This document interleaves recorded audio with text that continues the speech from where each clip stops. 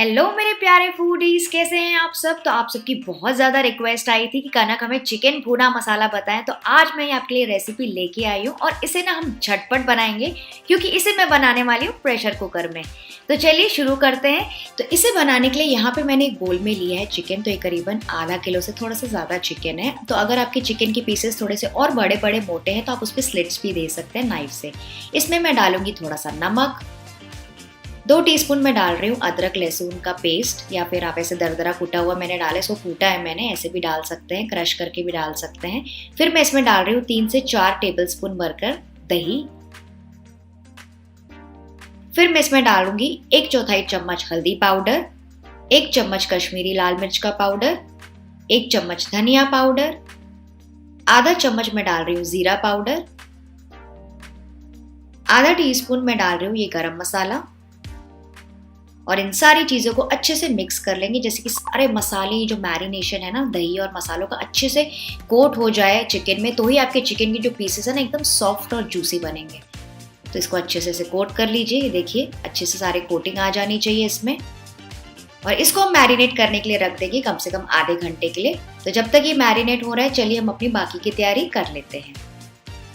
यहाँ पे मैंने लिया है प्रेशर कुकर और इसमें मैं डालूंगी 3 से 4 टेबलस्पून तेल। तो फ्रेंड्स तेल ये थोड़ा सा इस वक्त आपको ज़्यादा लग रहा होगा, लेकिन क्योंकि चिकन भुना मसाला बना रहे हैं तो इतना तेल तो आपको लग ही जाएगा।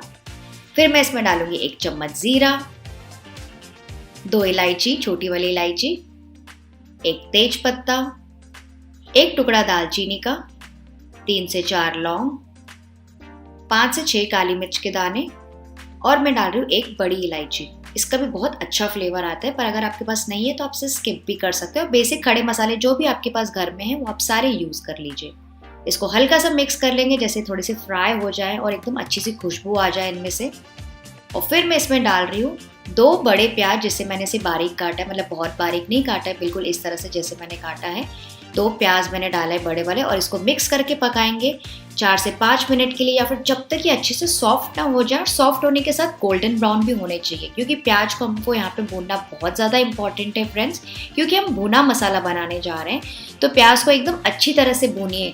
यही बस एक सीक्रेट है इस रेसिपी का, और कुछ है नहीं इस रेसिपी में।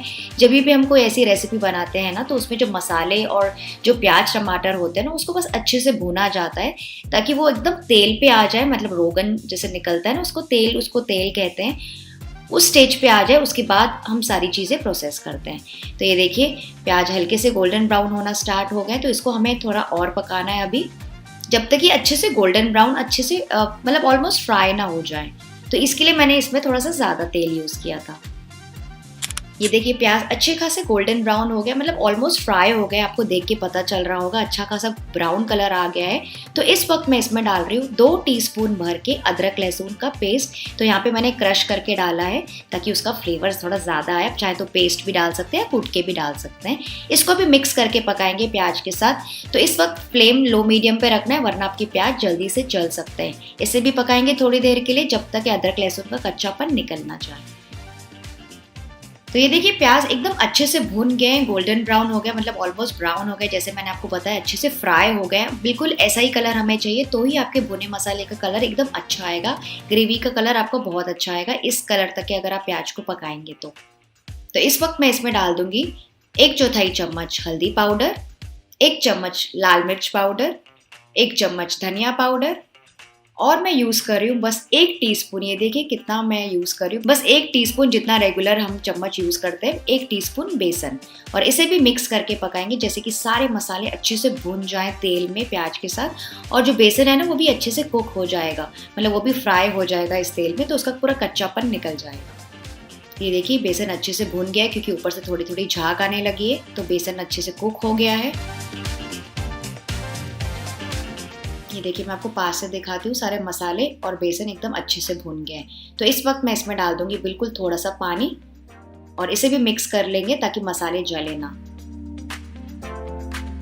ये देखिए साइड से तेल भी छूटने लगा है, मतलब अच्छे से भुन गए हैं प्याज और मसाले। तो इस वक्त मैं इसमें डाल दूंगी करीबन 2 से 3 टमाटर, जिसको ऐसे मैंने रफली चॉप किया है, और इसे भी मिक्स करके पकाएंगे 2 से 3 मिनट के लिए, या फिर जब तक टमाटर अच्छे से सॉफ्ट ना हो जाए।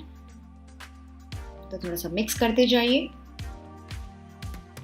तो ये देखिए टमाटर भी अच्छे से सॉफ्ट हो गए हैं, भून गए हैं बेस मसाले के साथ। तो इस वक्त हम इसमें डाल देंगे हमारा मैरिनेट किया हुआ चिकन।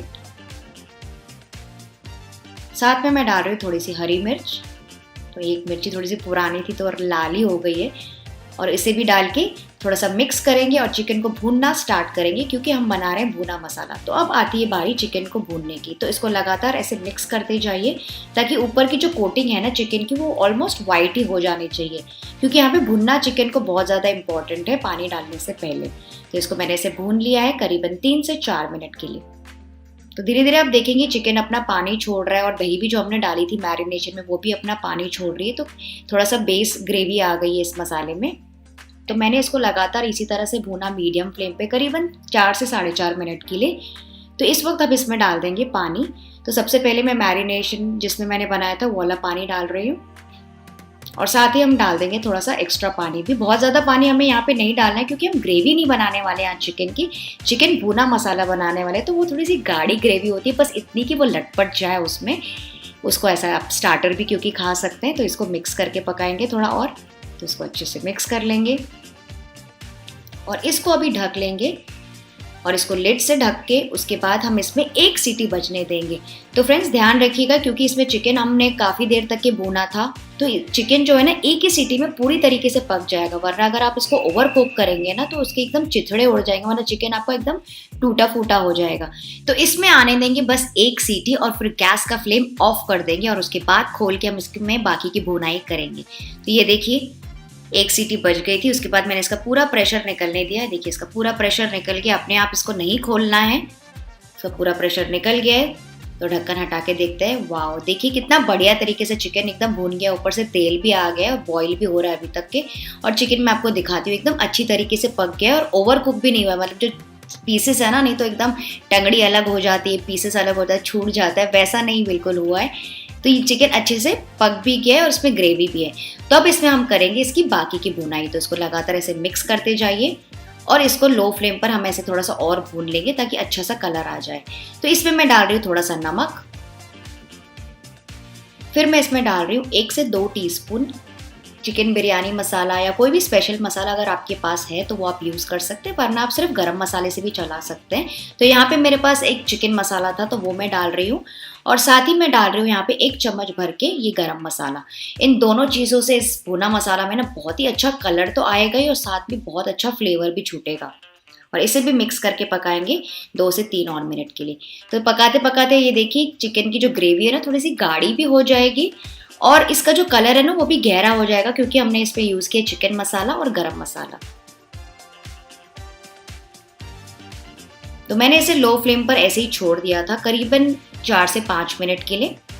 तो ये देखिए थोड़ी देर के बाद आप देख सकते हैं कि एकदम अच्छा सा कलर आ गया, कलर काफ़ी गाढ़ा हो गया, और ऊपर तेल जो है ना, जो रोगन उसे कहते हैं, वो एकदम ऊपर सतह पर आ गया, जिसका मतलब हमारा चिकन है अब अच्छे से भुन गया है। ये देखिए मैं आपको दिखाती हूँ, इसमें बिल्कुल हल्की सी ग्रेवी और चिकन बराबर तरीके से पका हुआ है। ये देखिए मैं आपको ग्रेवी दिखाती हूँ, उसमें थोड़ा भी पानी नहीं दिख रहा है साइड में। तो ये देखिए काफ़ी गाढ़ी ग्रेवी, और सारे चिकन के पीसेस है ना वो भी अच्छे से कोट हो गए ग्रेवी के साथ। मतलब अभी आपको चिकन ऊपर वाइट वाइट नहीं दिख रहा होगा, एकदम अच्छा सा रेड और ये से ब्राउन कलर का दिख रहा है, एकदम भुना मसाले का कलर। ये देखिए बिल्कुल इतनी ग्रेवी हमें चाहिए, इससे ज़्यादा ग्रेवी मुझे नहीं लगता है मुझे चिकन भुना मसाला में चाहिए। अगर आपको उसको पतली ग्रेवी बनाना है, एकदम राइस के साथ आप सर्व करना चाहते हैं, तो आप इसमें थोड़ा सा और पानी डाल के पका सकते हैं अगर आप चाहें तो। लेकिन भुना मसाला में बिल्कुल ऐसे ही कोटिंग कंसिस्टेंसी होती है, और ये सेट होने के बाद ना थोड़ा सा और गाढ़ी हो जाती है। तो इस वक्त हम इसमें डाल देंगे फ्रेश धनिया, और इसे भी मिक्स कर लेंगे। तो बस इसे 1 और मिनट पकाएंगे, बहुत ज़्यादा नहीं पकाना है। चिकन अभी तक एकदम बराबर है, टूटा नहीं है, इसका मतलब अच्छे से पक गया है सब कुछ। ये देखिए ग्रेवी एकदम तेल पे आ गई है। तो बस ये रेडी है, इसको ओवर कुक नहीं करेंगे वरना चिकन हार्ड हो जाएगा और टूटने भी लगेगा। इसको हम परोस लेंगे। तो ये देखिए कितनी बढ़िया दिख रही है ग्रेवी, साइड से बिल्कुल भी पानी नहीं छूट रहा है, मतलब वो तेल निकल रहा है लेकिन पानी नहीं छूट रहा है, मतलब ग्रेवी बिल्कुल भी कच्ची कच्ची नहीं है। तो इसे मैंने सर्व कर लिया है इस कढ़ाई में, और ऊपर से आप डाल सकते हैं फ्रेश धनिया। आप चाहें तो इस तरह से बोल में भी सर्व कर सकते हैं। ये देखिए इस तरह से। तो मैंने थोड़ा चिकन कढ़ाई में सर्व किए, और एक ऐसे ये वाले वाइट बोल में आपको दिखाने के लिए। ये देखिए एकदम पास है, मैं आपको दिखा रही हूँ। परफेक्ट चिकन भुना मसाला बना है, सारा चिकन पीसेस अच्छे से परफेक्ट हैं, टूटे नहीं हैं, एकदम कोटिंग कंसिस्टेंसी है और साइड से तेल भी छूटने लगा है। बस यही सबसे इसकी खास बात है। तो फ्रेंड्स, आई होप आपको आज की रेसिपी अच्छी लगी। इसे एंजॉय कीजिए इस ईद में। ईद आने वाली है, ईद में आप एंजॉय कर सकते हैं, या फिर सैटरडे संडे को आप ऐसे ही बना सकते हैं अपनी फैमिली के लिए, बच्चों के लिए। आई एम श्योर वो ज़रूर खुश हो जाएंगे। तो बस ये थी आज की मेरी आसान सी रेसिपी। अगर पसंद आई तो जैसे मैंने आपको लाइक डिसलाइक जैसे आपकी मर्जी आप कर सकते हैं। मैं आपसे मिलती हूँ अगले वीडियो के साथ। तब तक आप सब अपना ख्याल रखिएगा। Bye bye.